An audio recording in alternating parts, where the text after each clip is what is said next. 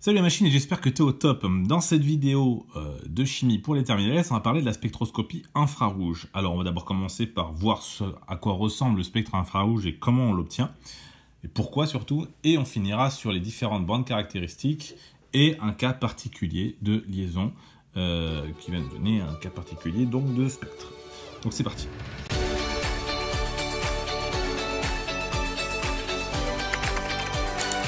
Alors, on parle de spectroscopie infrarouge à partir du moment où on est dans l'infrarouge. Et pour ça, il va falloir voir à quoi peut ressembler le spectre. Alors, le spectre, il se présente de cette manière-là. C'est-à-dire qu'on va avoir en ordonnée la transmittance, c'est-à-dire un pourcentage, et en abscisse le nombre d'ondes sigma. Sigma qui correspond en fait à l'inverse de la longueur d'onde. Et on va avoir donc la transmittance, c'est-à-dire le pourcentage d'infrarouge émis par rapport au maximum possible.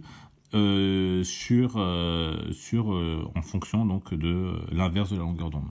Ça ne change pas grand-chose, hein, c'est juste qu'on a inversé l'échelle. Ce qu'on voit, c'est qu'en fait, ce spectre donc infrarouge, il a une certaine origine. L'origine, elle est simple, c'est la vibration des liaisons.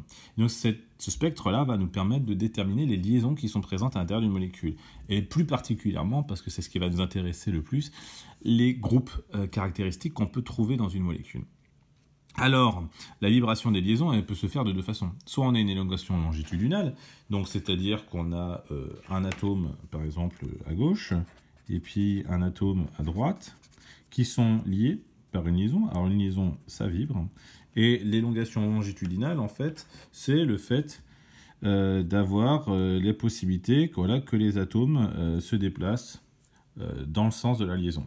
On a aussi la déformation angulaire, qui est une autre histoire, puisque ici, on va avoir, par exemple, 3 atomes qui sont reliés. Alors, on peut toujours avoir l'élongation longitudinale à l'intérieur. Et on peut aussi avoir la possibilité donc, de voir les atomes qui bougent, de façon à faire ouvrir ou fermer l'angle qu'il y a entre les liaisons.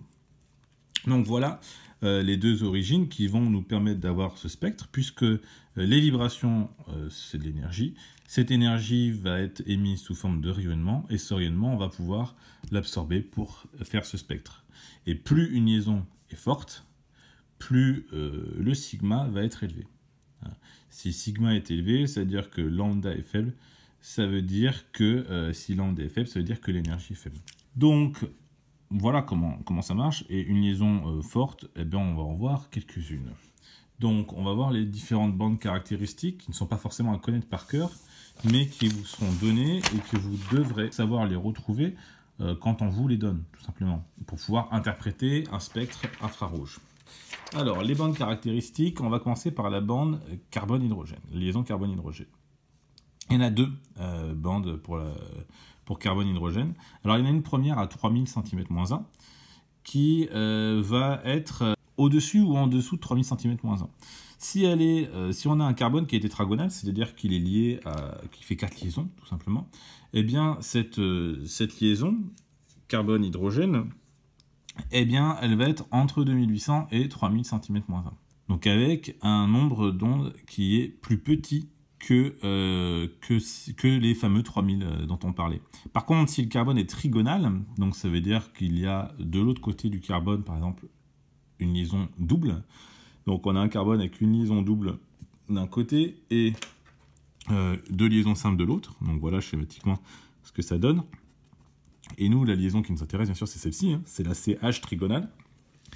Elle est logiquement plus forte, cette liaison-là, plus étroite que celle du tétra, puisque le tétra, lui, le carbone, il a un espacement entre les liaisons qui est déjà un peu plus grand, au moins dans l'espace, et donc la liaison est un peu moins faible. Donc si la liaison est plus forte, eh bien, on a logiquement un nombre d'ondes qui est plus élevé. Et c'est le cas puisque le carbone trigonal hydrogène a entre 3000 et 3100 sa bande d'absorption.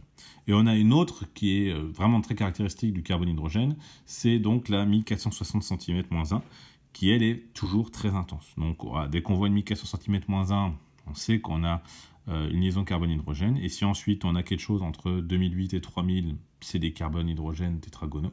Si on en a une entre 3000 et 3100, une bande, eh bien là c'est qu'on a un carbone hydrogène trigonal. Il nous reste plein de bandes. Alors la deuxième bande, c'est la carbone-carbone, avec une liaison double entre les deux. Donc c'est la carbone avec une liaison double qui est à 1640 cm-1 et qui est très intense. Alors attention à la confusion, hein. D'un côté on a une carbone-hydrogène à 1460 et l'autre à 1640. Hein. C'est les mêmes chiffres mais pas dans le même ordre. Et si en plus on a des liaisons doubles conjuguées, eh bien le nombre d'ondes lui va diminuer au fur et à mesure. Voilà. Donc on va passer de 1640 à descendre jusqu'à un extrême de 1400, quoi, avec beaucoup de liaisons doubles conjuguées. Et une autre bande à connaître, la bande carbone double liaison oxygène, qui elle est entre 1650 et 1750, donc très facile à identifier. Ça nous permet d'identifier assez facilement tout ce qui est acide carboxylique, cétone et aldéhyde. On a une bande carbone oxygène avec une liaison simple, donc pour tout ce qui est alcool par exemple, ou hétéroxyde, ou ester. Cette carbone oxygène, elle est entre 1070 et 1450 cm-1, donc c'est une bande qui est plutôt large. Et enfin, la bande azote-hydrogène qui est entre 3100 et 3500 cm-1 en nombre d'ondes. Il nous reste un cas particulier et on va en parler justement parce qu'on voit qu'on a fait beaucoup de fonctions possibles, hein, carbone double oxygène, carbone oxygène, etc. Mais on n'a pas vu la liaison OH qui est quand même assez caractéristique du groupe hydroxyle par exemple et qu'on retrouve dans beaucoup de composés organiques. Alors ce cas de la liaison OH, en fait, on va le décliner en deux parties, parce qu'elle est différente selon l'état. Si on est dans un état gazeux, donc c'est ce qui se passe à gauche ici, eh bien on l'a à 3620 cm-1. On a une bande qui est forte et fine à 3720 cm-1. Tandis que de l'autre côté, à l'état liquide, eh bien elle n'a pas la même largeur. On a une bande entre 3200 et 3400, donc une bande qui est large et qui est aussi plutôt forte, hein, plutôt intense. Et la différence entre les deux, alors que c'est la même liaison, c'est simplement l'apparition à l'état liquide de liaisons hydrogène. Ces liaisons hydrogènes qui vont se former entre le doublet non liant de l'oxygène qui est là et un hydrogène d'une autre molécule, eh bien, cette liaison hydrogène, cette interaction hydrogène va forcément créer plus d'interaction et donc du coup plus d'énergie. Et si on a une énergie qui est plus grande, eh bien, ça veut dire que le nombre d'ondes va diminuer lui de l'autre côté. Donc, voilà comment ça marche, cette histoire. Pour la spectroscopie infrarouge, il nous en reste une à voir.